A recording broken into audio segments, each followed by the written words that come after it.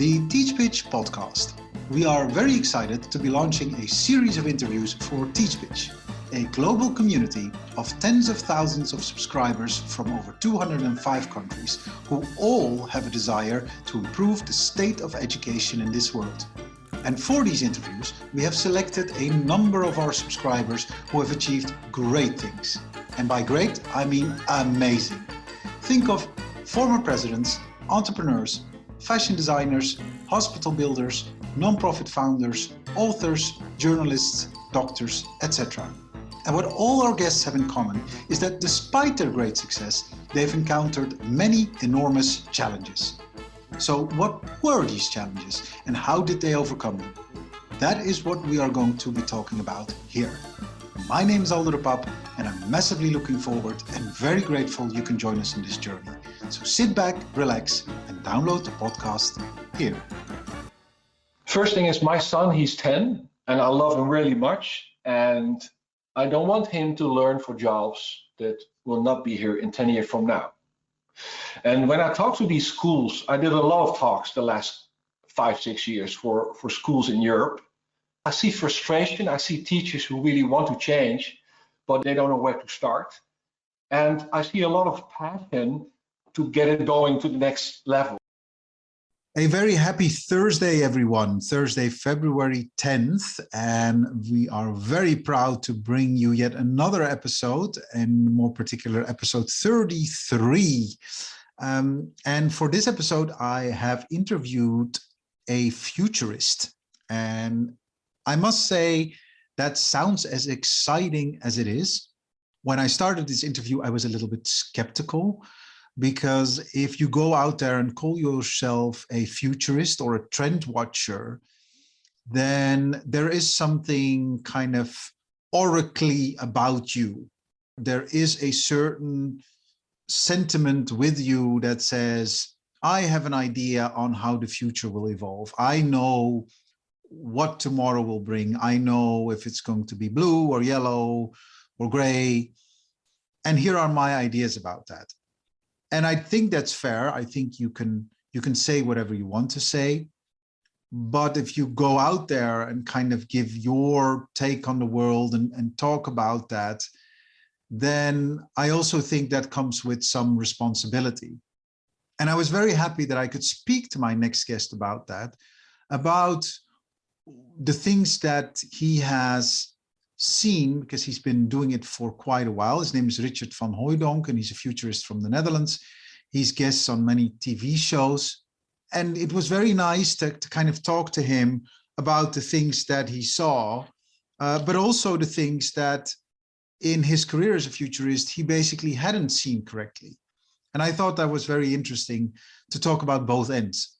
Another thing that I like about Richard is that he's not only someone who talks the talk, but also walks the walk, because he had certain chips implemented in his body that allow him to this day to be able to open his door, to be able to open his car all automatically. So he doesn't need a key.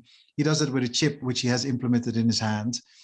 And I do think that's kind of making yourself your own experiment, right? He believes that lots of people will have these chips implemented in the future. I don't know. I really don't know if we will or if we won't. But Richard has done this.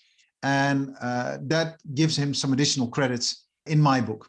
I really enjoyed talking to him, not only because of his ideas, but also the way how he was speaking.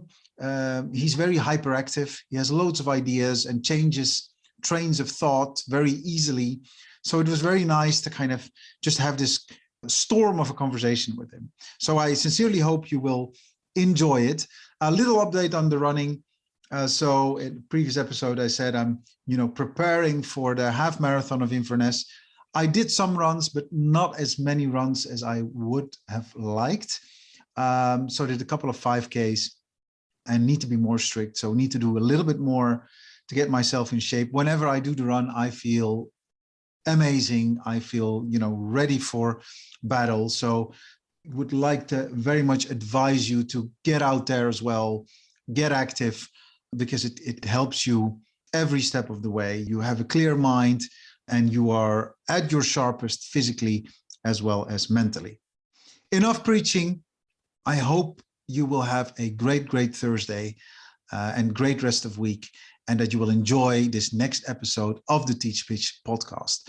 Richard van Hooijdonk, the hyperactive futurist. This podcast is brought to you by Mindstone, a platform that lets you build courses curated from the best online content, helping your students learn faster and remember more. Check out mindstone.com and find out how you can get started. We're so happy to be partnering with Hee Ha Ho, an interactive video platform that enables teachers and students to easily create amazing clickable videos for learning. Check out heehaho.com. That's HIHAHO.com for more information and your free starter account. A big thank you to our friends at Zeus Maths Challenger, the only puzzle that effectively boosts your numeracy, critical thinking, and brain power. Go to czeusspuzzles.com, that is spelled CZEUS puzzles.com, to get your brain buzzing. We are so excited to be working with the team Learning Ladders, the only platform that provides assessment that goes way beyond tracking to effectively support teaching and learning for EYFS, primary, and secondary settings. Go to learningladders.info to find out more. Yes, and here we are back with the Teach Pitch podcast, and today I have the exquisite honor to be talking to a futurist. I should actually say trendwatcher and futurist. So someone who has made it his personal expertise to know what is coming, and that looks at specific elements and see how they're growing. And I'm very excited could make some time available to talk to me, because I know he's on the road very often. He does loads of talks. And specifically now we have the World Economic Forum going on in Davos, which is this gathering of experts from all over the world, heads of state, lots of big hitters who come together. And my guest is also a speaker there. And he speaks a lot about how knowledge and technology basically synergize, how they could come together, and also advises a lot on how technology could be abused on the level of crime. So think of cybercrime, and more specifically, virtual reality and crime. I'm too excited, so I should first say a very warm welcome to you, Richard van Hooijdonk. Hi. Thank you so much. How are you? Yes, I'm doing great. I was just so excited. We were just talking before I started the interview about cybercrime and kind of the metaverse and all these exciting things. Magic topics, right? Magic topics. Yeah. Magic topics, yeah. And this is a show without a visual, but to the listeners, if you see what I see, when Richard speaks about this, he gets a little sparkle in his eyes. Kind of, I think he is quite excited talking about these topics. Yeah, let's start right away, if that's okay with you, with the World Economic Forum. And more specifically, you're talking this year on a panel on crime, and specifically virtual reality and crime. Yeah, absolutely. Could you tell us a little bit more what that is all about? Yeah, the reason why the World Economic Forum and also police forces asked me to talk about this topic, they want to get some more information about how to use virtual reality to protect countries. But we all know that virtual reality is used by criminals to actually exercise attacks. So that's one. And if you use virtual reality together with sensors and cameras and stuff, you can do amazing things. So they want to know more about that topic. The other thing is that we will be using virtual reality a lot more in the future, for example, within the metaverse. So we will become part of a new universe using virtual mixed reality, augmented reality. And we might commit crimes like killing people or, abusing people in these new worlds. And we need to get kind of a common sense about what it means for, criminal offense and for law enforcement. So that's the other thing. Mm-hmm. And both topics are, the same thing, virtual reality to be used in the classroom. For example, one of the teachers I met during one of my shows, he says, I will never use VR to explain how the world is moving, And so he uses a globe to show places on Earth. And so that's one of the reasons why I think we should explain how VR could actually be used in all kinds of worlds. Police, crime protection, but also education. So it's a really, really interesting topic. Yeah, no, most definitely. And we're going to talk a little bit more about that, education and more specifically education trends, because I understand you and your team are investing a lot of time and energy in that at the moment. But before we do so, I would like to go back to the very beginning, because when I read about you, and there are a couple of very interesting things about you, one of them is that you have a chip implemented in your hand. Is that correct? Yeah, that's a real addiction. The thing is, that was one of my ideas. If you talk about it, I think you should be part of it, right? So I decided to have a chip injected. I think this was around 4 years ago, into my hands, trying out it's RFID. So I connected my car, my home, to do some experiments. But after a couple of years, I got quite addicted. So I had another one implanted in my leg. So it's actually, I now have 2 chips. The third one is coming. It's actually a way for me to experiment with technology inside. And that's quite interesting. Right now it's actually something that is used in a practical way, like opening doors, opening cars. The last one I had, the second one, also stores my Bitcoin wallets, which is also quite funny. And I remember I did a talk, I think it was in Belgium, and there was a guy who was, I think he was 14, 15, and he was chasing me with an RFID reader because he wanted to read my RFID chip. So that this shows something about those young kids. They're really into these topics. Yeah. Right now we are looking at brain chips, which is also quite interesting, because a lot of people who lost their arms and legs, they are able to, they have these implants in their brains. And I've seen people crying because they could move their hands and arms again. So I think there's a great, great future ahead of, my son, he suffers from epilepsy right now. He's quite ill. And I would beg him to have such a chip, in the future. So I think, technology inside is something that we all will be using to protect life. Yeah. And just for me to get an understanding, how mainstream is the implantation of such chips at the moment? It's not, right? Okay. No, there are some crazy guys like me who experiment with these chips. It's kind of a little surgery thing. So you need to cut it and then you need to put it in just under your skin. So it takes some time and pain and stuff. But the thing is, these chips will become smaller and smaller. And so in the future, it's quite painful, right? And I don't know. For now, we don't know what happens to my health, because it seems all safe because it's in glass. So the chip is packed within glass. But it's not mainstream at the time. It's something that's experimental. Okay, so you're a real life guinea pig. People are just looking at you like, how is this going to go? How is this working? Yeah. But kudos to you, because if you're going to call yourself a futurist or a trend watcher, you're actually putting your money where your mouth is and saying, well, let me see how this plays out. Let me see what this works. So, it's a very interesting experiment, to say the least. And good to hear that 4 years in, it has brought you joy, right? It hasn't been the opposite.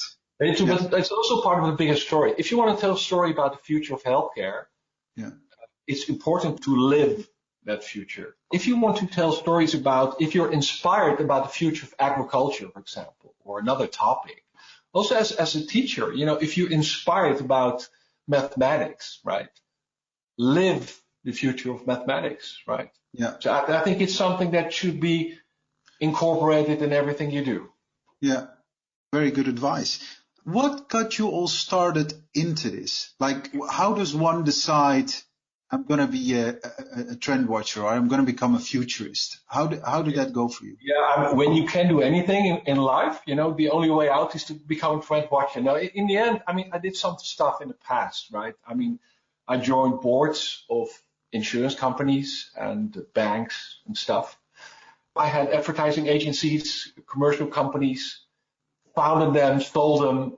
But in the end, there's one question that's how can I be part of something that's more exciting than the daily actually stuff I did? I mean, if you're part of a board or part of a company, people tell you what to do. If you are part of, for example, your own company, you can actually decide what to do yourself. Mm-hmm. So actually, when I was young, I started, reading scout books and stuff. I love digging into things, right, to the max. And that gave me a lot of, joy. Mm-hmm. But at the same time, I think it was 13 years, I discovered I had severe ADHD, which is hyperactive something in the brain, which is a big problem, but it could also be a huge positive thing. I mean, problem-wise, I need to meditate at least 2 times a day to stay cool, which is not a good thing.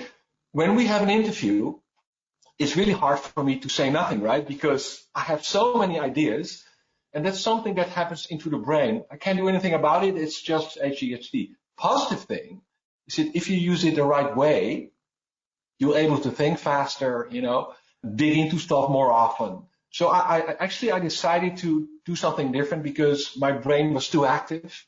I was too distracted because if you are in a board meeting, for example, after 15 minutes, you know where it's going at, right? I mean, people talking about the same shit every day, having the same political games every day.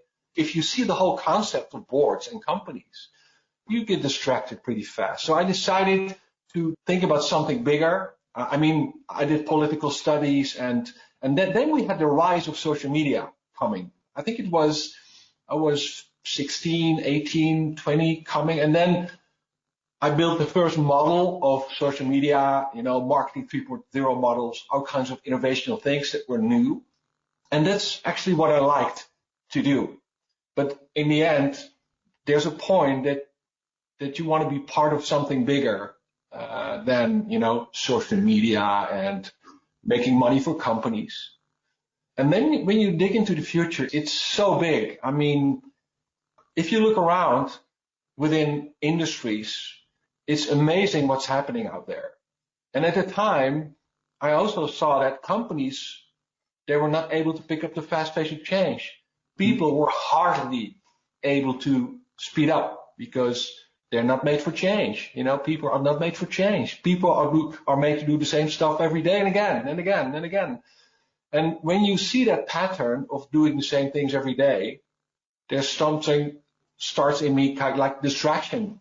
So then I thought about, I want to dive into the future. And then it started.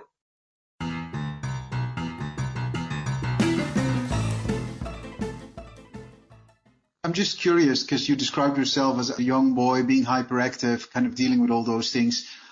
Are you from an entrepreneurial family? Because you started introducing, like, I set up companies and whatever. Some people, they just get their first job. But you said, like, no, I started companies. So you had a very entrepreneurial nature. Was that genetic in your case, or is that something that's just... My father, he's a Navy SEAL guy, so he was under command his whole life. So it's not from him. My mother too. So I think it came from the really strong feeling to build my own ideas. If you look around and you're really passionate about something and people don't see it, or they want to, drive the same circle every day, you want to step out of the circle. Yeah. At the same time, if you have a really strong idea yourself or a strong passion to build your own concepts, there's only way to do it yourself is just to do it yourself. Yeah. And I think the ADHD, the passion, the fact that I actually decided to focus, helped me to get the trust that I could do that, Yeah. There's also something like, you talked about my eyes, playing and being passionate. That's also something I actually developed in the early years.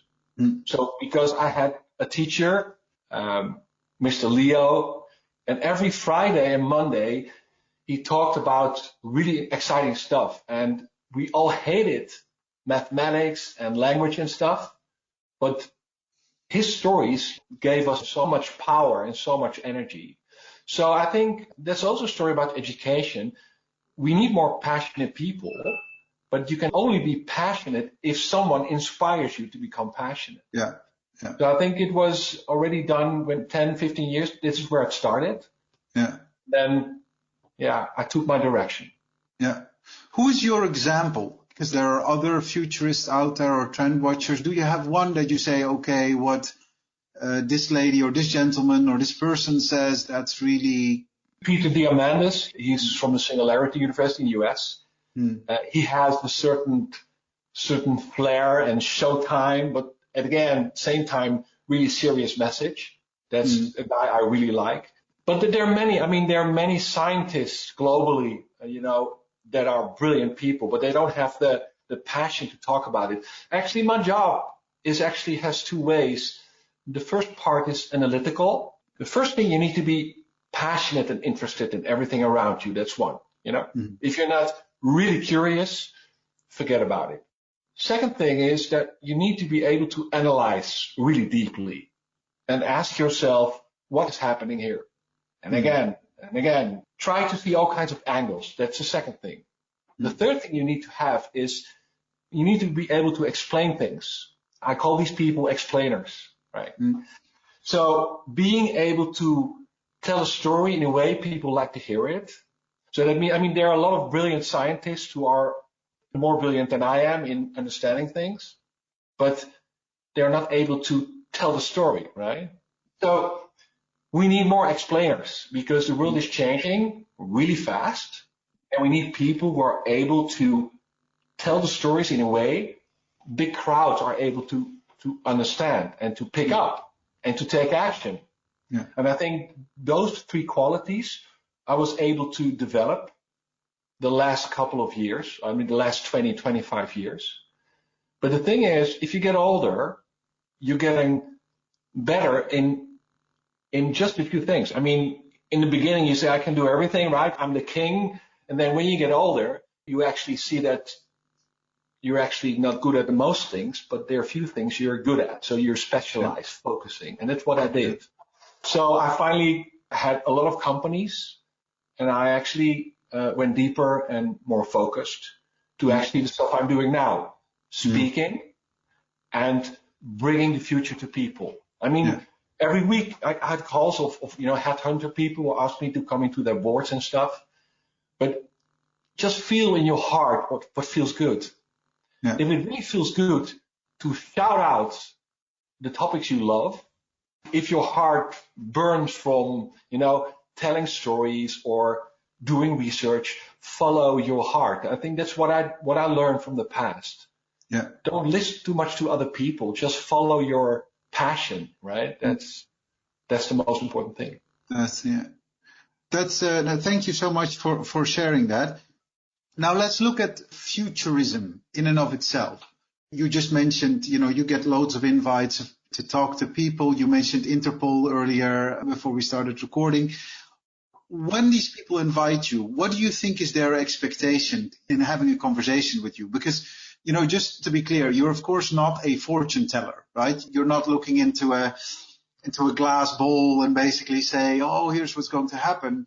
No. You are anticipating on certain things that could most likely will happen, right? And you amplify that. Is that correct?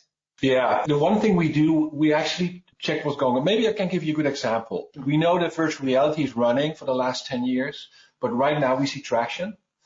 And so you can actually predict that we will have more integrated concepts. So for example, 5 years ago, I explained that PlayStation will probably add VR into their games because people want to play those live games. That's one thing. But if you actually also combine a brain chip with a VR headset, then you're able to give people their own personal vacation because you can show them images from Hawaii and get their brain in kind of a relaxed mode. That's one. So if you combine those two, which is actually what we do, you get a new world, right? We actually check all kinds of technologies like robotics, like AI and the problems with AI. And we try to look ahead, because when we have these chips, when we have the VR headset, when we have AI, man, this could happen and that could happen and that might be happening. So we try to look at the impact of combining technologies and build stories of these possible futures. So we actually share scenarios. And I mean, there's a lot of research we do. For example, one of our researchers is now getting into the depth of the future of HR, for example. So there's a lot of statistics. There's a lot of cases going on in global universities. There's a lot of innovative companies. And we try actually combine everything and then draw a conclusion. This is where we are. Yeah. And at the same time, there are a lot of people globally who also talk about their specific technology and tell their future about these technologies. So if you combine it all, that's what we do. And I think drawing lines, I mean, when I do talks for teachers or organizations, they expect to get a different vision. So they expect to get a couple of choices or scenarios. That's one. So they expect to get some real interesting content they can learn from. They can adapt their strategies on. For example, if you are an agriculture company or a factory, if you know where we're heading to, they are able to invest money into those ideas. That's one. You need to always back it up with data and figures and statistics. So, well, two questions came to mind. One, have you ever been wrong about a trend? I'm doing the job right now. I think it's 8 to 10 years. I mean, a lot of things that are happening right now, like the brain chip. I mean, I did a presentation in 2013, 2014, where I predicted that everyone will have a brain chip in 10 years from now, and we'll be able to have an eye implant, for example, and zoom in, zoom out, AR, VR. And actually, it just happened last year. So it did happen, but it happened last year. So a lot of stories are actually predicted, like the self-driving cars. I mean, my story is 5 years ago that we would have loads of self-driving cars right now, moving my kids to school without a driver, but it didn't happen until now. But it is happening because they're bigger structures. So sometimes we forget how the current structures within governments, economical structures, they actually block change. Yeah, there's one thing I was too positive about, which is DNA engineering, because that's something I predicted that will be earlier or already be in our healthcare system. For example, a lot of people are born being deaf or blind, and we are slowly getting into a level that we are able to solve that problem by changing the DNA, right? Yeah. So I predicted that governments would allow us to change life before we are born. And it's done 2 times, but it's still a criminal act. So it's tough. So I think I was too early with a lot of things and too positive. Usually there's been some research on how long does it take to see something happening and being implemented in organizations. That's usually 7 years. So you can be early enough, right? But the timeline was a bit positive, but that's okay. I don't think that's a problem. As long as you always back up what you do with objective information. So don't tell bullshit. That's the only thing we don't try to do. It's good that you stick to facts and figures and statistics and what have you more. So because that's what makes the world go round. The other question I had is... It's really risky, though. For example, I had kind of fight with people telling them that within 5 to 6 years, half of all the jobs will be taken over by robots. And people get angry. So if you tell them the facts, sometimes it's really hard for them to accept it. So that's the balance we try to have. We don't want to frighten people, but sometimes we do need to frighten people to get them waking up, right? That's something we do. I was wondering what something you mentioned earlier, and that all of us, of course, have been subject to, which is the pandemic crisis. And some people say that the way we are living right now, this hybrid form of the Zoom calls and working from home and the complete change in office life to social contact, like the handshake going and the 3 kisses as a greeting, etc., etc., etc., that's gone forever. so that would have an impact, in a certain way to us as a society. What's your opinion on this? We know that this pandemic might be a really small thing that happened to us, and bigger ones are coming. I mean, when we talk to people who really know, this might be one of the smallest pandemics. But the great predictions I now get from really famous scientists and people who really know. I mean, we're all virologists right now, but they actually predict that we will have more of these bigger, impactful times. So, I mean, there are a lot of countries who are not fully vaccinated right now. So the virus could mutate pretty easily. So we need to think how to manage that concept. And we've never seen it before. I mean, the Spanish flu was a long time ago. So since then, we did not have these big pandemics. And I think we learned that we need people, and without people, people die or will be really negative about life. Mm-hmm. This will impact the economy. This will impact industries. It will impact education, especially education. So this is something we should learn from. I mean, from a practical way, it saves a lot of time. I learned that these technologies save a lot of time. And also, we will have new technologies coming up, holograms. I did a talk 3 years ago with David Bowie, and he was singing Heroes next to me as a hologram. Yeah. So it won't be long. I mean, right now I can buy a hologram presentation for around $50,000.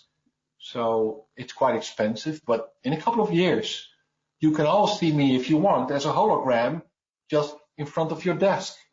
Yeah. So, I mean, if you want. So I think, but we still need the personal touch. I mean, intuitively, I agree. We are social beings. We need each other, to better understand our own lives and to better understand the world we live in. So I don't think human contact is ever going to go. But as you already said, it's reformatting slightly, and maybe reformatting to be more effective.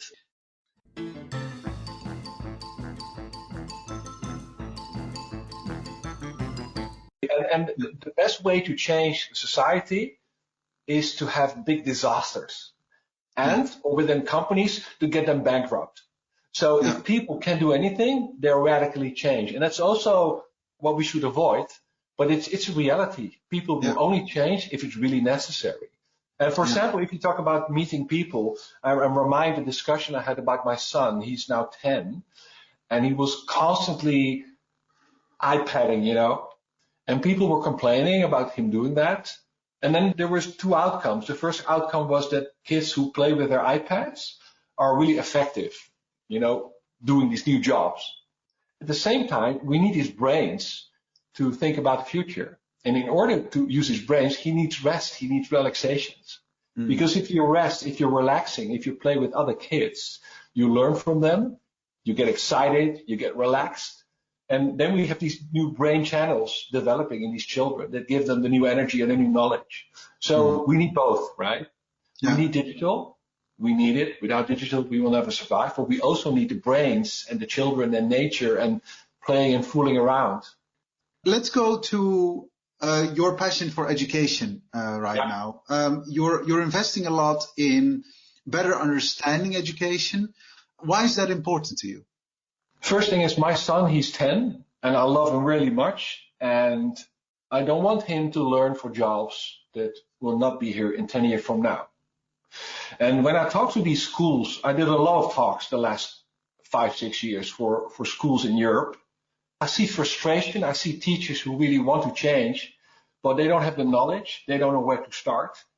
And I see a lot of passion to get it going to the next level. So we started to build a information concept, which is education-trends.com. And we built a research team. It's now a team of 15, almost 17 people. And we have specific teams that study the skills of the future. So they actually collect cases, examples, formats about that topic. There's another team that does the school of the future. There's another team that does learning systems of the future. And we actually collect everything that happens around the world. because a lot of these things are crap and not relevant. So we try to pick out the most important stuff. We write it, we make videos about it, and we use Education Trench as a teaching portal for educators. Okay. And it started from passion and frustration, of course. The best way to start a new company is from frustration, because you're able to solve a problem. And we now get a lot of positive comments of teachers and unions and publishers who say, yeah, this is really exciting because it allows us to pick out the stuff we need and to focus on the educational thing we now do. So I think that education, teachers need to be educated in the future direction. And this is what we are trying to do. So next step we are trying to do right now, we are actually talking to a lot of people around the globe, people from Dubai, the US. We actually try to build a new training, which is a program that people can follow, and they're actually trained online by crazy specialists. So we try to build, as a following up of the current project, we try to build a program that teaches the teacher to become a future ready teacher. Yeah. But for now, there's thousands of articles, ebooks, videos in the platform. And it's a real honor to show that to those wonderful teachers around. I mean, there's a lot of industries that are really interesting, but I mean, education is the key to the economy of the world, you know? Mm-hmm. There's a guy I know, he's 11, he's crying every day because he's getting distracted at school because he's too smart. One of my nephews, he's 15, and they don't go to math class because they think mathematics is really, really boring.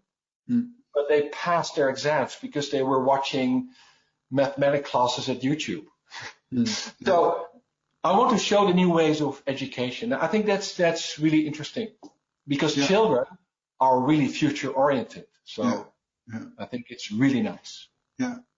A lot to unpack there. And also, you know, this is where our organization, you know, has a lot in common with what you're trying to achieve here.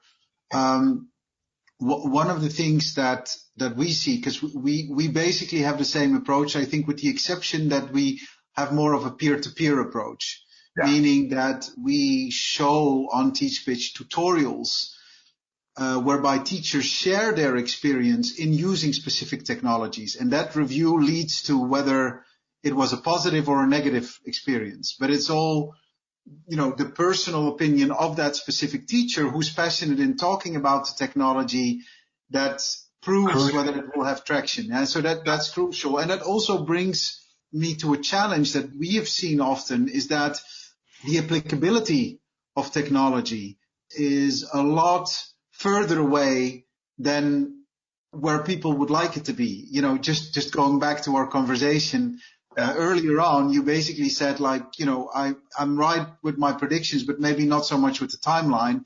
I think this specifically is also that we very often see in education. Loads of people are talking about VR, AR, and kind of all these, you know, artificial intelligence, all these great new inventions that are coming, but they seem to, you know, at glacial paces seem to overtake education. And this is taking a lot longer than I think people anticipated and people thought. So at the same time, I met a guy in Rotterdam, and he's now working on VR for 5-6 years, and he's now getting loads of traction. So it takes time and patience. And I think we are able to speed up and do it more efficient if we collect global intelligence. Because, I mean, I know you guys are doing amazing things within the platform, within the community. But globally, there are so many people doing the same thing all together. Mm-hmm. And we need to understand that education of the future is not about teaching, it's about experimenting. Yeah. And I think what all those teachers are doing within the community is trying out, you know? Yeah. And fail. Yeah. And fail again. And try it out again. And that's actually what education should be. Yeah. And that's the reason why the platform you guys are using and having is really valuable. But at the same time, it's a limited number of people, and there's so much more around us. So I think the combination between what we do and what you guys are doing is pretty intelligent. But at the same time, it takes a lot of patience, it takes a lot of time, it takes a lot of money, but it's the only way to get to know the future and to implement it. Yeah. I mean, no, most definitely. I mean, it's not something you should give up on, but it's just an observation. The other thing I wanted to shed light on, and I think you're right there, is that specifically when it comes to the adoption of technology, the student can be leading, and the student can teach a lot more to the teacher than the teacher can. So the real innovator in the process, I think you're right in saying, well, actually that's the student, and let the student lead as to which technology should be used. That the teacher should become an agent and Correct. Showing you the way, getting students together, show them where they can find the information. And that's absolutely true. The other thing I want to point out, if you're a commercial company and you fail with a product, you get bankrupt. Mm. If a school fails, they don't get bankrupt. Yeah. So the stimulation of change is left. And the big question is, how could we actually build a stimulus like commercial company have it too? Because a lot of schools, they get their money every year and they get their stuff every year. They don't have to change because things are rolling anyway. It's so important to play and to fail. Yeah. And what I mainly also wanted to say with the next generation, so the students, is that it's learning in parallel, so that the teacher often doesn't see. So the relationship is somewhat hierarchical because the learning goes from teacher to student. Absolutely. Now, specifically when it comes to the adoption of technology, it's actually a two-way street, right? So the teacher needs to be open that he or she will learn as much from the student as the other way around when it comes to technology. Now, that is a mind shift. Yeah. That is a mind shift that not many teachers are ready for. Yeah. This is what we call reverse teaching. And I think it also applies to reverse mentoring. So if you have a school teacher or a school director, he should be assisted by a 25-year-old person next to him, steering the class, steering the organization. So actually accepting that a younger person knows better than you, that's a real mind shift.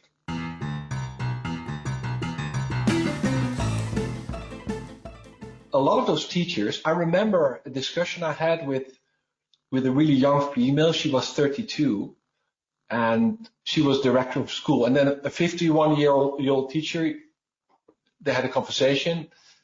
And then he said, "Hey, girlie, tell me, what are we going to do?"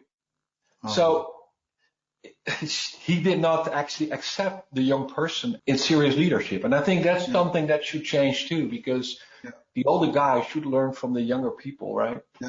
Yeah. This is a discussion that is going to take a lot longer than our 1 hour podcast interview. But as you said, you don't only need to look at education. There are society systems in place that have given more stature and given more rewards to the 50-year-old than to the 32-year-old. Equally so to the 30-year-old teacher and the 12-year-old student, because that's how our society has always operated, right? There needs to be the respect. There is the career development of teachers, them gaining certification, getting acknowledgement from the government. They're building their careers. So of course they want to look good. Everyone would want to look good in such a position. So, and this is also what we discussed at the World Innovation Summit for Education that just took place in December, whereby a lot of it was about, towards the teachers, like, don't take it personally. It can be a procedural way of teaching each other, right? Whereby once every week, for instance, a student gives feedback to the teacher on how things went in class, right? When has that ever happened? What we usually do is we create groups of students and we ask them to prepare a specific lesson. Yeah. And then they will give the lesson to the other students. And I think this part, the big story here is mindset. Yeah. That means that new leadership, new teachership is actually that I mean, the older people are not automatically the people who have the best knowledge we need for the future. And I think it's more like a cultural aspect at this moment than technology. Yeah. I mean, from technology point, we can do everything, but it's actually people who should be able to change. Yeah. And then things will happen. Yeah. And that needs time if we have time, because we now see that companies build their own schools. Yeah. They say, wow, man, these children, they're not educated. So we build our own school. And I know 10 examples of companies. They now build their own schools with startups and different teachers who know better. Mm. And I think that's the reason why there should be an urgency. Yeah, but that's not a bad thing, because they could potentially also teach others, right? Or why would it be a bad thing? Or is that not what you're saying? What I mean is that there's a lot of schools that teach construction or agriculture, those specific schools. Yeah. And they don't teach the future employee. I mean, they teach the past. Hmm. So, for example, in Holland, there's a huge Jumbo, which is a huge supermarket chain, and they built their own university because retail changes radically the coming years, and they don't get the people, so they need to teach them themselves. Yeah. So there's a big trend that parents, companies teach their own children. For example, my son, I teach him every Sunday. We do virtual reality gaming together, and we watch science fiction something on YouTube. He also watches TEDx talks every week, 1 or 2, because I, as a father, I want him to be educated about the future. And I think that's something that I also advise to parents. Yeah. If you want to teach your children about the future, you should do it partly yourself. Yeah. In order to protect, because we have robots at home, and he just got a hacking training. One of my friends, he works at the cyber crime team of the police, so he now knows how to hack. And I think these skills are really important, so we do it ourselves. That's great, and such a great learning school. Being the son of a futurist, so he's in good hands in getting to know the future. Confusing too. a bit confusing, yeah. Richard, thank you so much. We're almost at the end of this interview. But before I ask my 2 last questions, I just wanted to know what's next for Richard van Hooijdonk. What do you hope 2022 will bring? I really want to scale up passion. So I want to scale up the passion. And when I'm on stage, I try to show the passion I have for the world of tomorrow. And I want to scale it up. And we now have education trends. We will have HRM trends. There will be many platforms coming up. And my wish is that we are able to scale up the passion in order to change the mindset of a lot of people. Okay. And so that's where my heart is ticking right now. And the scaling up goes via your talks and public appearances. Digitally, VR, AR, using new technology to reach not 100 people, but or 10,000 or maybe 1 million. That's actually because there are a couple of futurists globally who have the power and the passion to change a lot of things. Yeah. Because it's not about technology, it's about mindset. And mindset can be pushed by digital concepts, like a podcast, like videos. And I think we need a new era of explainers. So my last wish is that a lot of people who watch my talks and who are watching talks of other speakers also become storytellers. And explainers. Because I love teachers. They are able to tell great stories. But do it more often. Do it digitally. Spread it around. Yeah. I think they're too humble. Humble. So get vocal. If you're listening to this and you have great ideas about the future or specific ideas, then start sharing. That's your message. Yeah. Could be the beginning of something bigger. That's beautiful, Richard. And now my 2 last questions, and I asked them to all my guests on the podcast. Let's turn the tables. This is now your podcast, the Richard van Hooijdonk podcast. Who would you like to interview? Mm-hmm. Yeah.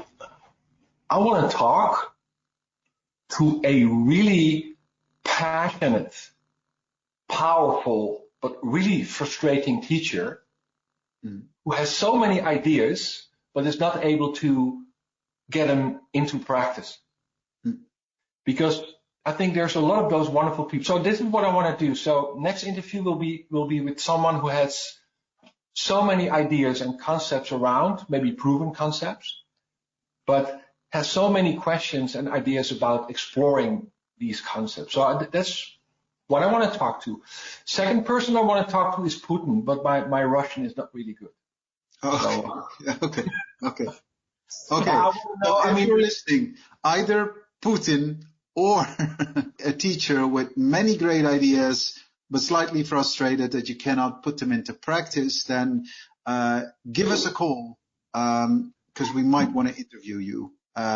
Two very good suggestions. Why Putin, by the way? Why? This guy, he's an intelligence guy. You know, he was working at the KGB. And as you know, one of my hobbies is the future of crime. And they have the best ever cybercrime organization in Russia. They have hundreds of thousands of people who have brilliant minds and knowledge at the wrong side of the line, actually. And I'm really curious. I've been in Moscow many times, I think 8 to 10 times. And I talked to government agencies a couple of times. One of them even hired me to do a talk 4 years ago. And I'm really inspired by Russia in general and about their secrets and how they exploit technology to organize chaos. So that's more like a personal interest thing. I expect that we will have a teacher calling you earlier than Putin, I think. The chances are that you're right. But so one can always dream. So that's thanks for sharing that. And then the very last question: what would you recommend? What type of reading, or if there's a documentary that has inspired you, what would you want to recommend to our listeners to have a look at? Is there any content that has inspired you that you'd like to convey to others? I think TEDx is one of the most interesting channels, because every week there are speakers about the future of education. But in the end, they tell a story. And a lot of those people, they influence the world. That's one. Secondly, I want everyone who's listening to build Inspirational Friday. That means that everyone will take a couple of hours free at Friday afternoon to talk with other teachers about the future. That means that every week you guys get together, agree on topics, and then a week later you guys present the future of education to each other within the organization. And if you do this, and we did it a lot of times, you see that there will be a kind of a passionate, innovational culture starting, because people like to hear new things. So that's the second advice I want to give to people. Inspirational Education Friday. Okay. So have a look at TEDx and think about the format of an Inspirational Friday to get inspired and to inspire each other. So you have a good look around and which, at what great content is out there. So you keep up to date on all the inspiring ideas converging. Richard van Hooijdonk, thank you so much for your time. Thank you so much for sharing your ideas. You've taken us through the world of cybercrime, through the world of education, but also your own personal world of becoming a futurist. It's been a great pleasure having you. Come back anytime. We're going to need you as the future further evolves. Thank you so much. Richard van Hooijdonk.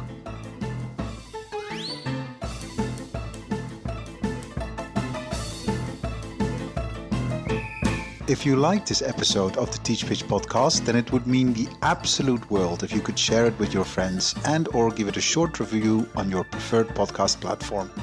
The more you share your ideas about these interviews, the more people will find out about them. So do let us know what you think. We'd be very, very grateful.